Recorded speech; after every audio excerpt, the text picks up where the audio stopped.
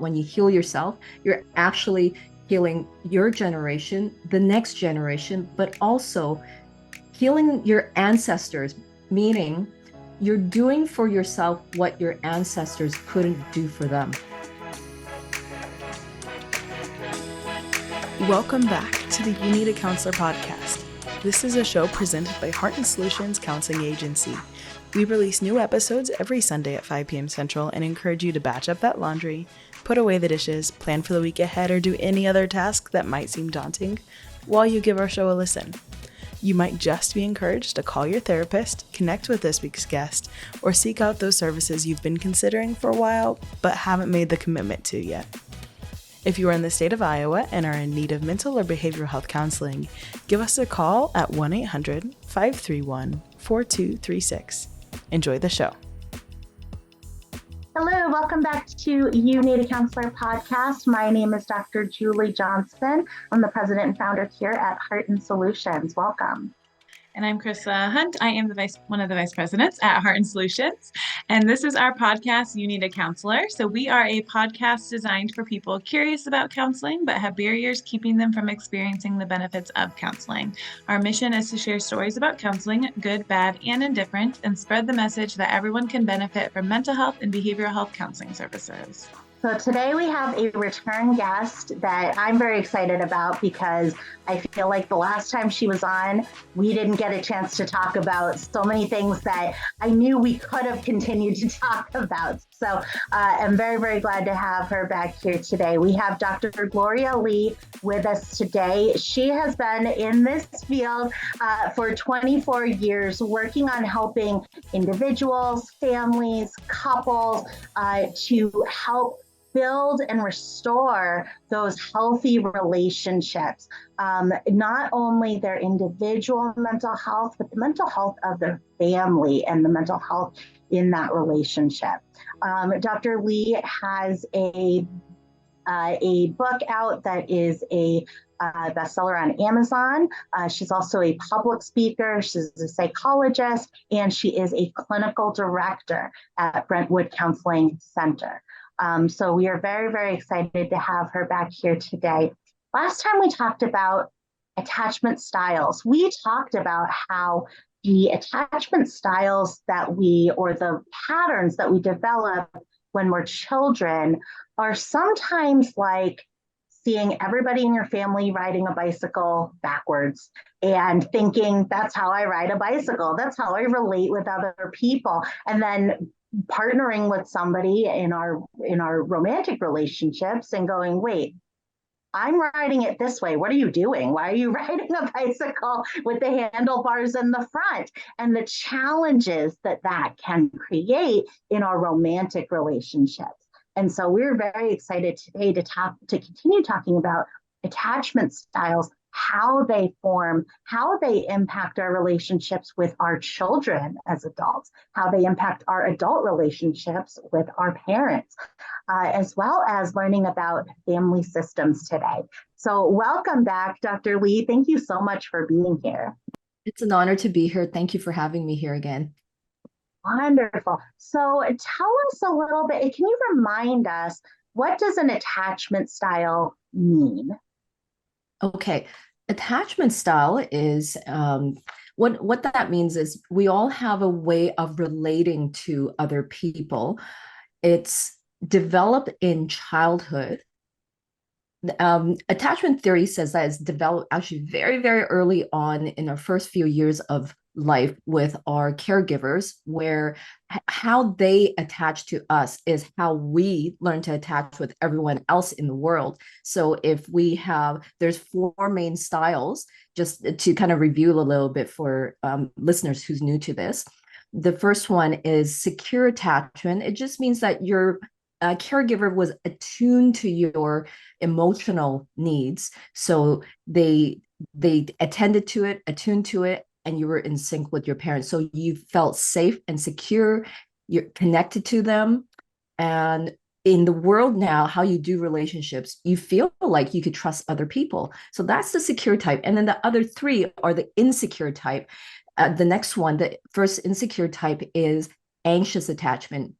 And with anxious attachment, you feel anxious because sometimes your caregiver was there, sometimes not. And when they were, oftentimes it was conditional that you had to earn your love, earn your attachment with your caregiver.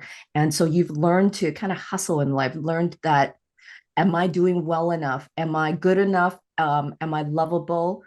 Have I earned your love? And many people in this camp become people pleasers because that's how they learn this is what connection and attachment looks like. So that's anxious attachment. And you're often feeling anxious that, can I trust you? Are you going to like me or not?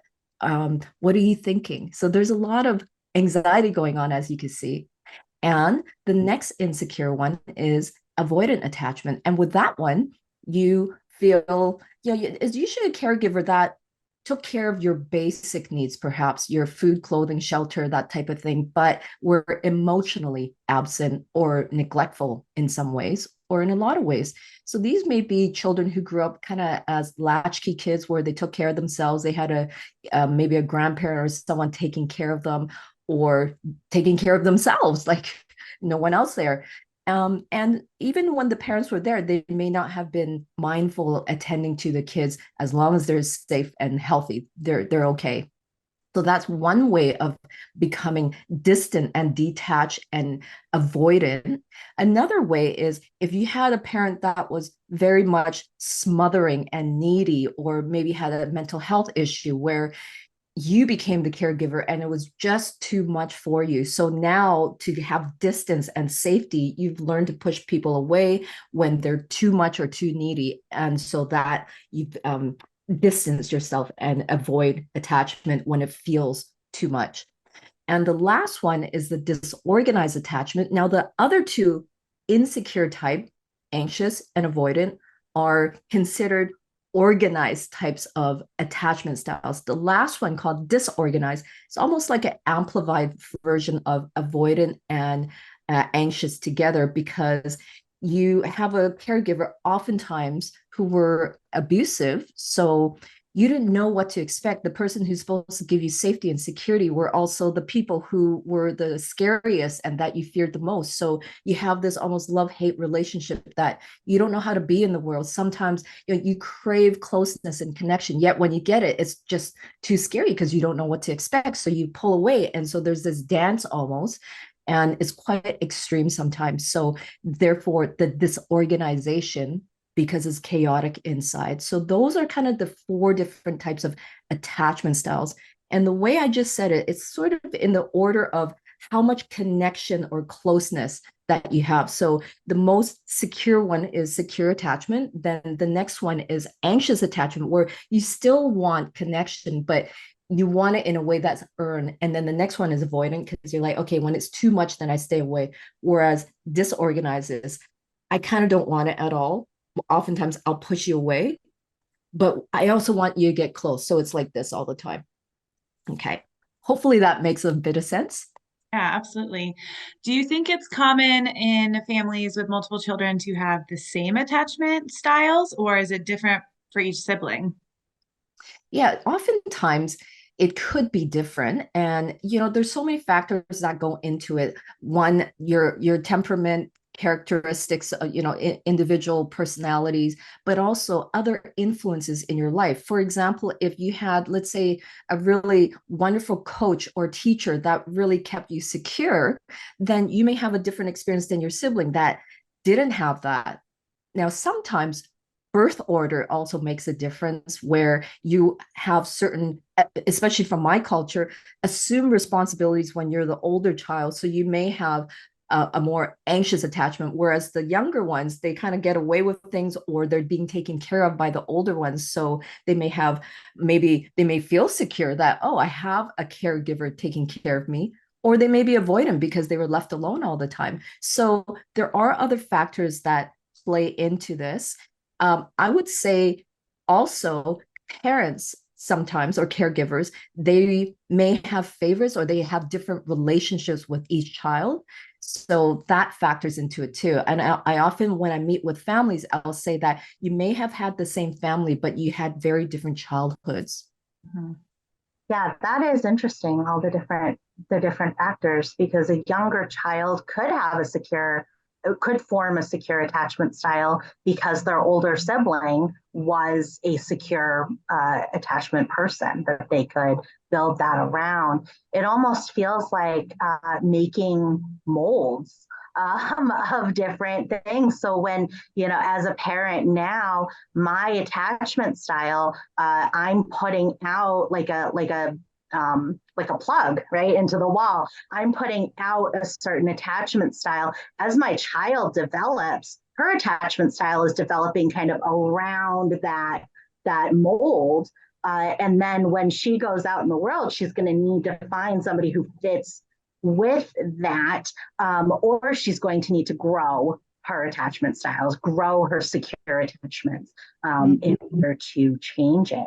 So how do we make that change towards secure? If we're listening to this and we go, oh, I hear myself in the anxious one, right? Oh, I hear myself in the avoidant one. I hear myself in the disorganized, right? If we hear ourselves in one of these attachment styles, but we go, oh, wouldn't it be nice to have a secure attachment where I know that as a person, as a human, I am valuable. I don't have to do things to earn attachments and relationships.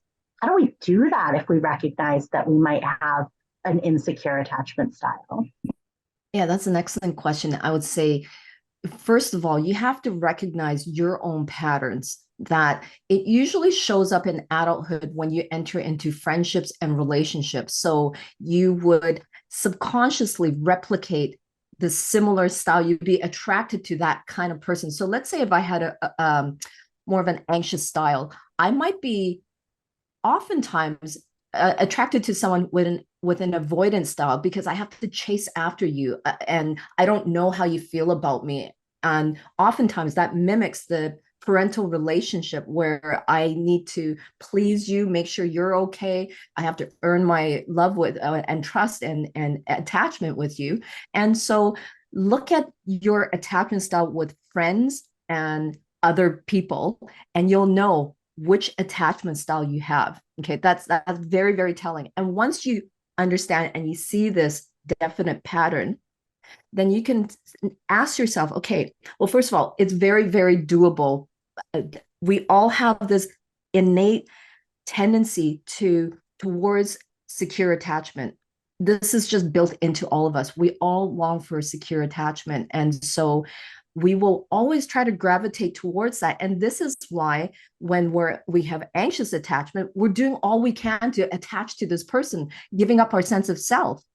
Whereas even with those with a dismissive style or the avoidance style, they would, the reason why they avoid is because when they feel like it's too much and I don't know what to do with myself, that's why they avoid, but they still long for attachment. And same with disorganized. So know that we all have this innate longing for connection and attachment. It's built into us, and we'll do everything possible to get to that place. And so our job is to understand, do we do it in a healthy way or in an unhealthy way? And I would say if you come from one of the insecure styles of attachment, there's a good likelihood that you do it in a more unhealthy way, because that's what you learned growing up without even knowing you learned that.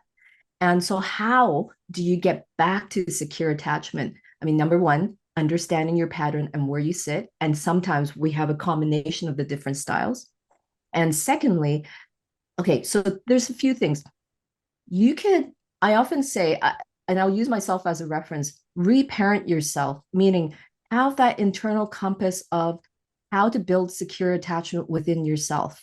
And how, one, pick someone that gave you a sense of what secure attachment felt like, looked like, and sounded like growing up. So it could be a teacher, a coach. And if you didn't have anyone in your life, it could be someone even that out there in, I don't know, like, let's say, I don't know, in a movie or something like that, where there's a character that you can hold on to that you thought, wow, this person represents to me secure attachment. So it could be a real life person, or a character. It could also be this for some people, a pet.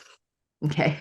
Pets make very, very secure attachment. And so whoever or whatever that you need to hold on to, internalize that as your secure compass, and that will teach you how to get back to that place. So that's one way. A second way would be to start looking for securely attached people in your in your circle. And there'll always be people like that. You may find them boring. That's one thing that often happens, because it's like, I'm used to drama and then you're so boring. I'm not really attracted to you. That's probably a good sign that you should try this out. The other thing is, if you have people in your circle that they feel safe to you, you feel like, they're so nice, they may be securely attached. You might not know what it looks like or feels like. So when you feel good around them, there's a good chance they're securely attached. Okay, so gravitate towards those people to learn to have relationships and friendships with them. Interesting. It's funny that you mentioned like boring people as being secure. But yeah, that makes sense. So do you recommend then like just trying to form connections with those people that are secure, like mimicking their behaviors? I think the first thing is to see how they operate in the world, to how do they deal with disappointment or hardships, or how do they relate to other people when they're with them? Are they present? Are they consistent? Do they show up in a way that says, I'm listening to you, I'm here with you, I hear you, I see you, and I know you? If you see that, yes, part of it may be mimicking this and internalizing it. Part of it is also talking to these people and seeing what they're doing, and why you feel safe and secure with them. And the more it's almost like, you become more of who you hang out with, right? So, that's one way for them to model this to you, but they can also directly teach you. You can ask them questions like, I really struggle with knowing how to trust people. How do you do it? And they can tell you. So it could be modeled, it could be taught, and it's also relational, that in relationships you were harmed, it's also in relationships you will be healed. So through having this experiential thing right in front of you, that's how you would feel safer, and you will know. So it's all of the above. Yes. I love the idea of characters, movie characters or television characters, as models of this. And I was trying to think of who would be a secure attachment television character. And I was thinking through the cast of Friends, because everybody knows that show, right? Everybody knows the characters. And so I was thinking, okay, Monica, anxious attachment style, right? Like hugely attached, anxious attachment style. And when we see the dynamic between Monica and her mother, you can see why she has an anxious attachment style, as does Ross, because he's that high achiever. He's got to get, I'm the PhD. He's got to do all the stuff. An avoidant attachment style, I was thinking Joey. He's very secure in terms of his friendship attachment style, seems very secure, but then when it comes to relationships, he's very avoidant in that regard. And then I was thinking of disorganized, and I was thinking Chandler. Chandler is very needy, like in his romantic relationships, right? He wants to be with somebody. Why can't I find somebody, right? It didn't work out with this person. But then he's also like, she has mascara on the corner of her eye, right? Like, bleh. And it's very, so he presents very disorganized in terms of that push and pull, right? I need a girlfriend. I want a girlfriend. Oh, I don't, they called me on the third date, right? Like, I don't want that. That person's so annoying. So Chandler presents very disorganized to me when I think about him. So I'm trying to think through who would be an example, or who are some of the examples of secure attachment styles when it comes to maybe popular culture, television, movie references? Oh gosh, I'm probably the worst person to ask because I don't watch TV, so I don't even know what there are out there. I mean, I can tell you back in the day when I was a kid, and this is really interesting actually. When I was growing up, and this is gonna date me, but have you ever watched like the Brady Bunch or the Partridge Family or any? Okay, so those parents, I was always like, I wish my parents were like that. They would sit down with you and talk to you and listen and hug you and hold you and tell you that they love you and all of that. So for me, I mean, a lot of your listeners will probably not even know who I'm talking about, but there there are characters like that I mean, part of me was very envious almost, and part of me was like, this is what it looks like. And the other person that I could think of was my friend's parent. When I went over to her house, I remember how uncomfortable I felt because the mom was always so kind, so friendly, and asking me, "How are you doing? How's your day? What's going on with school and all that?" I was like, "Why are you asking me these things? Am I in trouble?" That was my first thought, because that's why my parents would ask, right? Like, not because they're really interested, but they're trying to get information to say, well, you didn't do this, or why didn't you do that, and criticize or attack me somehow. So it was this love-hate pull. But there are other sources, as you can see, that in your life that you will find different people that you may feel uncomfortable with. It's because they represent something that is foreign to you. And sometimes that's a good sign. Mm-hmm. So we talked about too how like different siblings, depending on how they were raised, have different attachment styles, and it made me think of my own family. I have 10. There's 10 of us, and it's very different from me as the oldest daughter compared to my freshman high school brother. Definitely different parenting styles. But how do you think like those different attachment styles mix with that sibling group? Like I kind of feel like for myself, like I kind of became like the second mom, and a lot of them like call me mom and treat me like the mom. So how do you think that mixes with the different sibling groups? Yeah, for sure. Did you say you have 10 in your family? Yes. Yeah. That's a lot. That's okay. Well, 15 if well, you count step. yeah, Like, no. Yeah. And Chris, which order, like where do you fall in the 10? I'm the oldest girl, so there's one older boy and then me, but he wasn't around a ton. So I was kind of the oldest sibling. And So then the you're kind of youngest. like you're number two, or Yeah. Hmm. number two of 10. Wow, that's a lot. So, Yes. so there's this thing called family systems, and family systems talks about the family unit as a system. Like everybody has a part in this system, and so in a family with lots of kids, what happens is the family system says that when you get to the fourth child, they almost become the first child again. So it goes every third child. The fourth one will act a lot like the oldest. I don't know if it's true or not in your family, but in general, that's what they say. And if there's more than a 10-year age gap between siblings, it's almost like it starts all over again. So some families where they have a surprise baby after many, many years, it starts all over. It's not like you are the last child. It's more like that person is the only child. So it all of that affects the system. And so yes, what was your original question, Chrissa? Just how the different siblings groups like mix with each other, like when there's different parenting styles between the siblings. Yeah. And so, it's such a different, I mean, such a big question because it depends. It depends on the birth order. It depends on the age gap. It depends on the male and female birth order. Like how you said you're almost the oldest, but you identify as the oldest female in your family, right? And so it depends on your cultural background and your family background, what was expected of you as a male, as a female, as the oldest, as the youngest, as the middle child.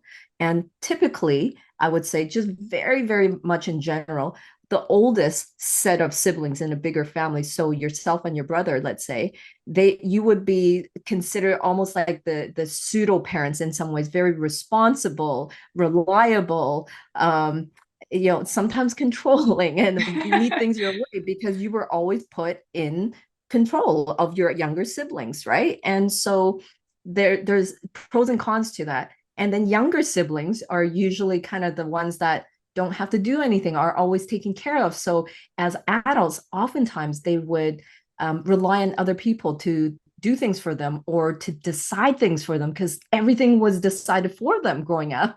So you may find that younger siblings are a little more indecisive, or they need more people's input and opinion before deciding what to do. And the middle children, oftentimes, like myself, I'm a middle child of 6, so I'm number 4 out of 6. Oftentimes they say we can get along with older or younger people just fine, because that's what you're used to. And but the flip side is oftentimes we are sort of like the lost child, the invisible child, because we didn't really have a role. So you learn to adapt and be, kind of like a chameleon in a way. So pros and cons to that. And again, depends on the birth order, male, female, on your cultural background, what is expected, but also the age gap between siblings. Oh, interesting.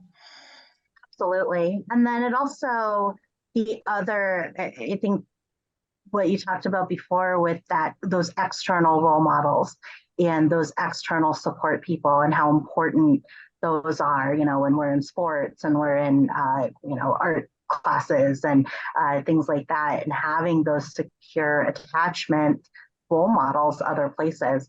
I love the example of the Brady Bunch and the Partridge Family, because there's this sense that those are cheesy, right? Like there's a cheesiness when we rewatch those episodes, right? But like you said, that kind of boring feeling, that like cheesy feeling, a lot of times if we have an insecure attachment style, we are kind of repelled from that. We're suspicious of that. We're like, what are you trying to do?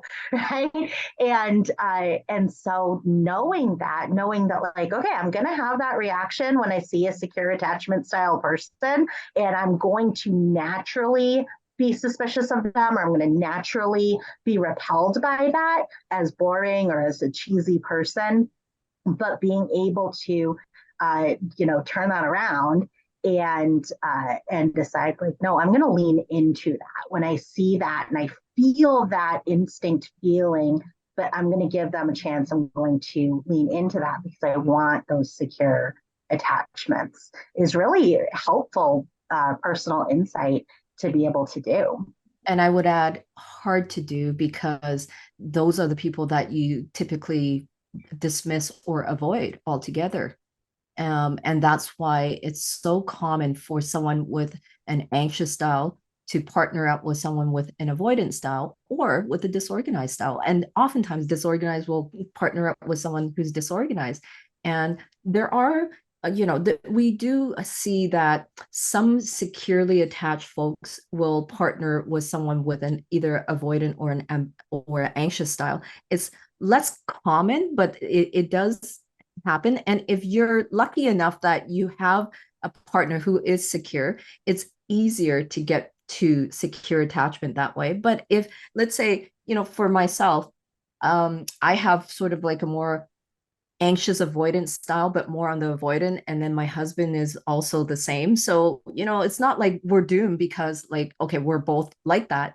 However, it's about, as I said, self-awareness. Like, why are certain things difficult for us to talk about, like more intimate things, or to know how to repair a relationship, or even how to check in with each other and say I love you, or hug and be close, because these are things we're not used to growing up. And so it's, our most intimate relationship growing up is with our caregivers. And in adulthood, our most intimate relationship will be with our partner. And so oftentimes, this is why the attachment style will show up the most with our partner, and we replicate a lot of the insecurities that we grew up with. And this is why most marriages fail, like 50% of first-time marriages. Now, I believe why I love family and marriage work and couples work is because I feel like it's like a second chance. It's a do-over. when these things show up, instead of like, oh my gosh, you're just like my mom who's critical or whatever, and dismiss that and leave the partner or fight like cats and dogs and then separate afterwards. I really believe that this is a second chance, that if I'm aware, I have that choice in that pivotal moment of when I have an argument or when I feel triggered. I could either behave and react the way I did as a kid, or I can choose to slow it down and respond to the situation instead of react. And by responding, I get to choose who I want to be instead of being reactive, being avoidant, like running away from the situation, or being anxious and clinging on to my partner. I could choose that I don't want to be either. How would I be like if that internalized, secure person was to show up for me right now? And I kind of almost manifest that person to show up and just be there. So if I have a natural tendency to run away when we fight, I would stay and ground myself so that I could be present. Or if I was a natural anxious person where I would attack and criticize my partner when feeling flooded, I would take a breath and just listen instead of speak so much. So it's almost like doing the opposite of what feels natural.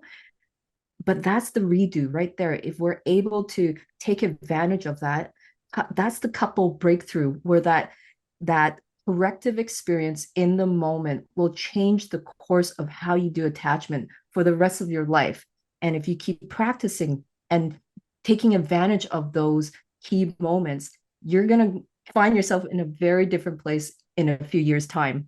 And I could say that because, I was just sharing with the two of you, I just celebrated my 25th year anniversary with my husband. And we've been together for 32 years. This isn't supposed to happen because in my family, everybody has a broken relationship. Everybody was divorced. That was my template of relationship and attachment growing up. And I had to actually do the work to really, really not try to change my partner, but really work on myself to do the internal work. Everything I'm sharing with you, this is what I practice. So I know it works personally and professionally, but I believe in this because after all these years, we're still happily married, not just like begrudgingly tolerating each other, but we're happily married. Why? Because we work on this, everything, using those corrective experiences along the way. So now it's like second nature. We don't even know we're doing that anymore. And I honestly believe that we become the cycle breakers of this intergenerational trauma of insecure attachment because we did the work. And our children, they have a better future because we were able to work on it first. So it's a fabulous, wonderful thing when you think about when you heal yourself, you're actually healing your generation, the next generation, but also healing your ancestors, meaning you're doing for yourself what your ancestors couldn't do for them, okay, for themselves. So it's a very it's a humbling thing, but it's also you can let go of the resentment, you could let go of the pain, and you can understand and have compassion of why they couldn't do this and do better for them as well. Yeah, I love that the change that happens, it's not a struck by lightning, today is the day, everything's different, I'm going to be a secure attachment person. It is those little moments when we are exhausted and it's time for bed and our child will not go to sleep, right? And our partner is playing video games. We're like, what are you doing? Help me. And those moments are the difference. And being able to say, what would Carol Brady do in this moment, right? What would she do? Oh, she would do something weird, like go and snuggle with the child or read them another story or just sit quietly with them while they have a fit, right? What would she do? What would she do if her partner was if she didn't feel like her partner was helping her?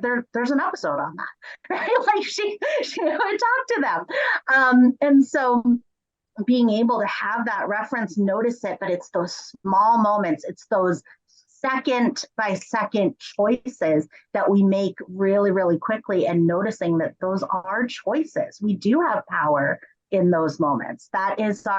There's a temptation of what to do. Like my temptation and my instinct is to yell at my partner, or yell at my kid, right?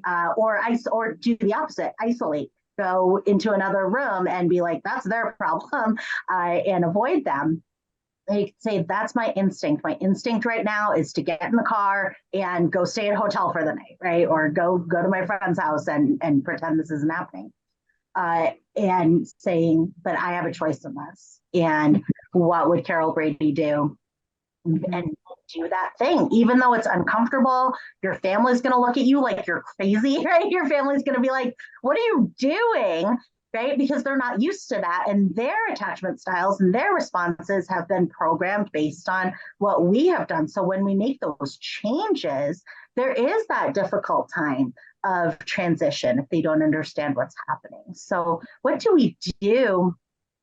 Tell me how this works as we are working on improving ourselves and improving our ability to have and create and maintain secure attachments with the people around us. It's going to cause problems, and not acknowledging that it's going to cause problems is going to cause us more problems, right? So we've got to acknowledge that this is going to be hard for us to do, but it's also going to be hard for the people around us. How do we navigate? Yeah, I think, I want to add on to what you just said too, that, even if you cannot find a role model as a securely attached person, one trick that I always use, especially for parenting, is when I get triggered and my first gut reaction is to do the same thing my parents did, yell or assert their power over me so that they get things done quickly, right? I think about my own, lack of patience is so much more to do with my own attachment stuff than what my kids are doing. So I will always ask myself, what would I have wanted my parents to do in this moment when I didn't want to go to sleep and I was acting up, or I made a mistake, or when, I didn't do well in school or whatever? What would I have wanted my parents to say or do? And that helps me a lot to know what I should do as a parent. And with my partner and with my kids, I also ask myself, is this kind, what's coming out of my mouth? Because oftentimes it wasn't kind what came out of my parents' mouth. And so I learn through, modeling. I know how to be critical and to attack someone, but I never learned how to be kind and to be gentle, nor did I ever learn how to repair. I knew how to pick a fight. I didn't know how to repair. So these are the things that I often would ask myself, what would I have wanted to hear, or what would I have wanted them to do? And I just do that. And how it's working or that it's making a difference is, one, you feel good inside. I think that's the first thing. You're reparenting yourself and reattaching to yourself in a secure way. And from that core, that's how you would do relationships with everybody else in your life, especially those closest to you. And so it trickles from the inside out. And it doesn't matter if I do, parents come in and oftentimes they'll be like, oh, my kid is misbehaving, or, whatever they're doing. And they want me to give them skills for how to parent better. But I always say, how to be a better parent is to actually by reparenting yourself. And the best way to reparent yourself is to allow your child to parent you. Ooh. Well, what do you mean by that? My kids is a kid. They're not going to parent me. Well, every behavior is very telling of a need, of a deeper need. And so if they're like, I don't know, kicking and screaming and whatever for your attention every time you're on the phone, what does that mean? Right? What is the need? The need is for attention. And how can you channel this in a healthier way so that when you're triggered and you're feeling like, oh my gosh, can't that kid just be quiet or something like that? Where did that come from? What is that? It's more about, I don't want other people to think I'm a bad parent, or that, I can't control my kid. I'm embarrassed right now. I feel ashamed.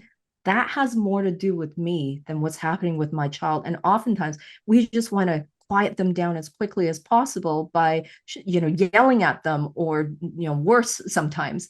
And so we have to, it's not about parenting skills. It's about reparenting. How do I become more calm? How do I ground myself so that I'm my best self when I parent my child, instead of feeling ashamed afterwards that I yelled at them when I promised myself I wouldn't? I'm acting exactly like my parents did, and I told myself I wouldn't do that.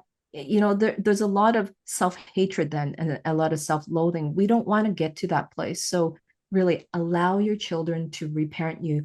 When those triggers come, ask yourself, what would I have wanted from my parents? What can I do differently? What's the need behind this yelling and screaming right now? Okay. Mm-hmm.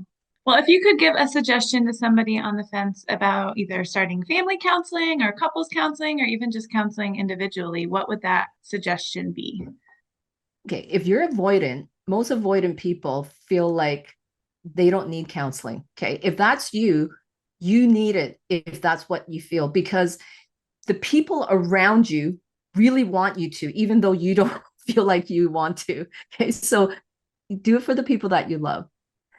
If you have an anxious style, you're more than willing to come to counseling. You're the one who's dragging your, partner or whoever to counseling. And so you're already fine in that sense. But I will also say that for most people, for most couples, they wait 8 to 10 years before getting help when the problem has started.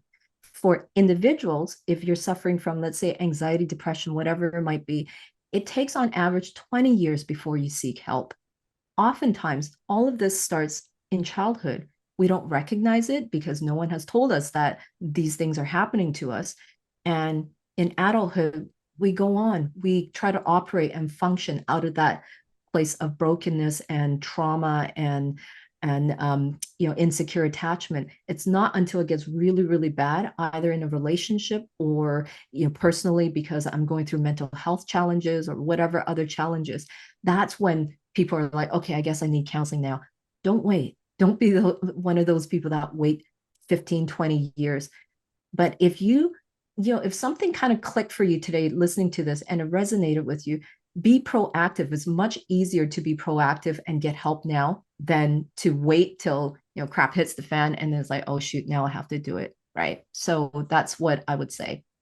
Absolutely. I love that. I have never heard that or thought about that, but the way that we think about going to counseling when we need support and help can really give us more information about our attachment style. So if we are somebody who is like, yes, I need counseling, my family needs counseling, my partner and I need counseling, then yeah, maybe we do have that anxious attachment style.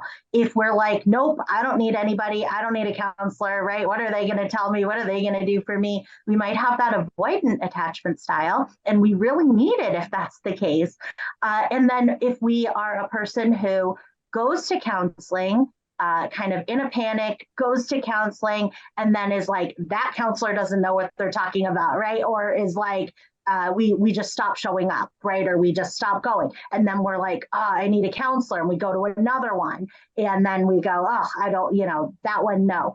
And so not that switching counselors in itself is a indication of a disorganized attachment style, but if you find that it's these little small things that you're wanting to, oh, I'm never going to go back there again, right? But then you find yourself going back to somebody else and then having that same thing over and over, then that might not be a matter of, oh, I just haven't found the right fit. That might be an indication that you've got a disorganized attachment style with that push and pull, and a very, very strong indication that you might need to go against that impulse and stay in those sessions and give a counselor a chance for a longer period of time. So what a great way of looking at it, and very appreciated. That's a new way for me to think about that as well, which is very, very helpful. So thank you so much for being here, Dr. Gloria Lee. It's always wonderful to talk to you. And if you're interested in connecting with Dr. Lee, you can go to www.drglorialee. And if you go to her lead page, there is a quiz that you can take, which is a couples quiz to talk about what kinds of resources can be helpful to you, what kinds of supports can be helpful to you. So definitely check that out. You can also get that free magnet as a gift there that also has the information for how to get connected with those services. So thank you so much, Dr. Lee, for being here. This has been great. You're very welcome. Thank you for having me again. I'm Dr. Gloria Lee, and I need a counselor. Awesome. And I'm Chrissa Hunt. And I'm Julie Johnson, and we need a counselor. So do you. Bye. Bye. Thank you for listening to the You Need a Counselor podcast. We are so grateful that you're here. Now, we want to hear from you. Text us or give us a call at 515-650-3231. You can also find and connect with You Need a Counselor on Facebook and Instagram. If you've enjoyed today's show, please take a moment to like, review, or leave a comment, as all of these things help others to find and benefit from the podcast as well. If you're in the state of Iowa and interested in mental health counseling or behavioral health intervention services, give us a call at 800-531-4236. And if you're a provider seeking play therapy CEUs, you can find us on patreon.com/youneedatraining. We'll see you for the next episode, Sunday at 5.